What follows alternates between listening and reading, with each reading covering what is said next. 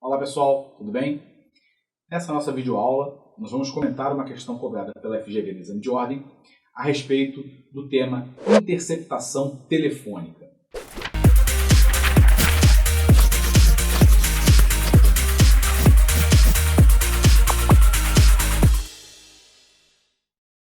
Trata-se, pessoal, de uma questão cobrada no 18º exame de ordem. Vamos ler?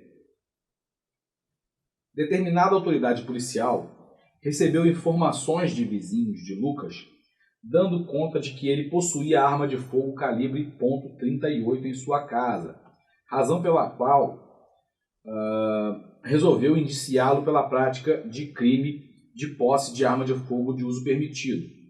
Até aí, nada de muito relevante. Vamos continuar. Infração de médio potencial ofensivo, punida com pena de detenção de 1 a 3 anos e multa. Isso é relevante, olha. Punida com pena de detenção de 1 a 3 anos e multa. Isso é muito relevante. Saber a punição prevista em lei para a conduta. No curso das investigações, requereu ao judiciário interceptação telefônica da linha do aparelho celular de Lucas para melhor investigar a prática do crime mencionado, tendo sido o pedido deferido, ou seja, o juiz deferiu a realização da diligência de interceptação telefônica. De acordo com a situação narrada, a prova oriunda da interceptação deve ser considerada a. Ilícita, pois somente o Ministério Público tem legitimidade para representar pela medida. B. Ela é válida, desde que tenha sido deferida por ordem do juiz competente para a ação principal.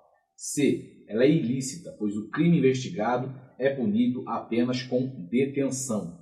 E D. É uma prova ilícita, assim como as dela derivadas, ainda que estas pudessem ser obtidas por fonte independente da primeira. Pessoal, a alternativa correta é a letra C, ou seja, trata-se de prova ilícita. Trata-se de prova ilícita. E por que a prova é ilícita? Porque o crime investigado ele é punido apenas com detenção. E um dos requisitos previstos na lei 9296 de 96, para que se possa realizar a interceptação telefônica, é que se trate de crime punido com reclusão, com pena de reclusão. Se o crime é punido apenas com detenção, não será possível a realização da interceptação das comunicações telefônicas, tá? Muito cuidado com isso. Como a gente viu, vou voltar aqui, a pena é de detenção.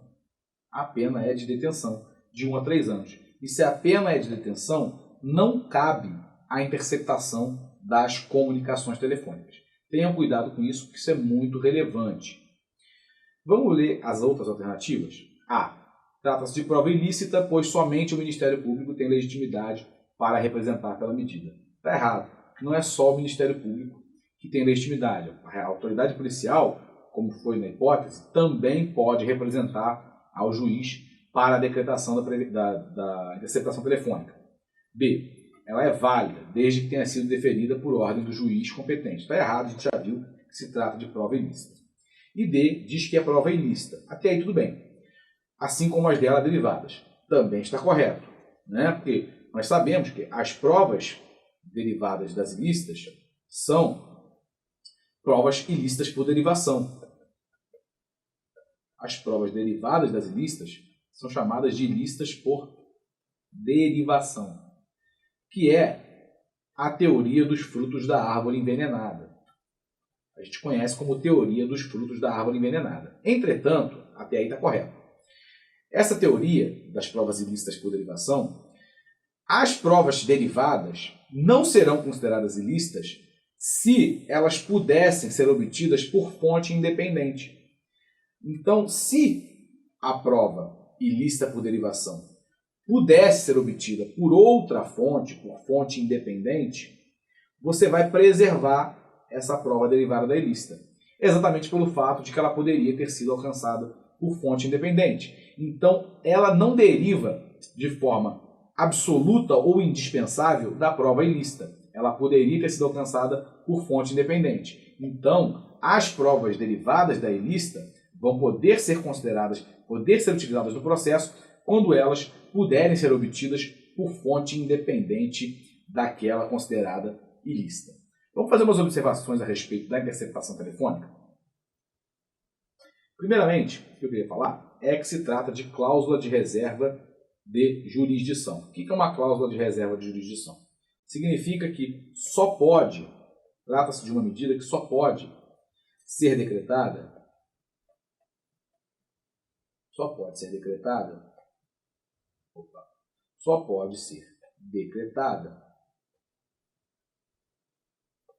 pelo juiz, ok? Pelo judiciário.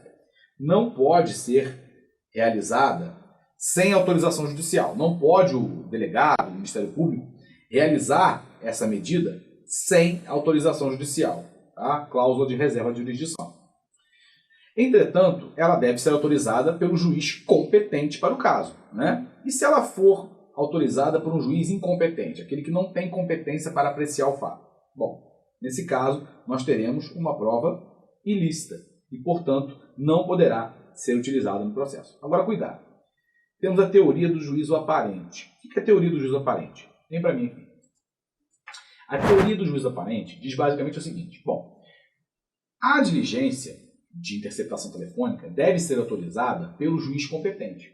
Juiz competente é aquele que, no momento da decretação da medida, tinha a aparência de competente. Por quê? É possível que, no desenrolar da investigação, foi realizada a diligência de interceptação telefônica, a investigação continuou, e lá na frente a gente descobriu que, naquele crime, tinha o envolvimento de uma pessoa com foro privilegiado. E que aquele juiz não tinha competência para decretar a medida. Afinal de contas, nós estávamos falando de um crime praticado por alguém com foro privilegiado. Então esse processo naturalmente vai para o órgão que tem competência, no STJ, STF, etc. A defesa pode alegar que aquela interceptação ela é ilegal? Não, ela não pode alegar isso. Por quê? Porque no momento da decretação, ninguém tinha essa informação. Então, pela teoria do juízo aparente, o juízo que determinou a interceptação, naquele momento, tinha a aparência de juiz competente, tinha a aparência de juízo competente. Então, nesse caso, pela teoria do juízo aparente, mesmo depois a gente verificando que o juiz não era o competente para julgar o processo, a gente vai preservar aquela prova. Okay? Ela vai ser considerada uma prova lícita. Vem para cá de novo. Quais são os requisitos da interceptação telefônica? Bom, ela deve haver indícios razoáveis de autoria ou participação em infração penal. Indícios razoáveis de autoria ou participação em infração penal. Além disso, a prova não pode ser feita por outros meios, ou seja, a prova não tem como ser realizada por outros meios. Isso significa o quê? A interceptação telefônica só pode ser determinada em último caso. A gente sabe que na prática não é bem isso que ocorre, mas isso é uma outra história, né?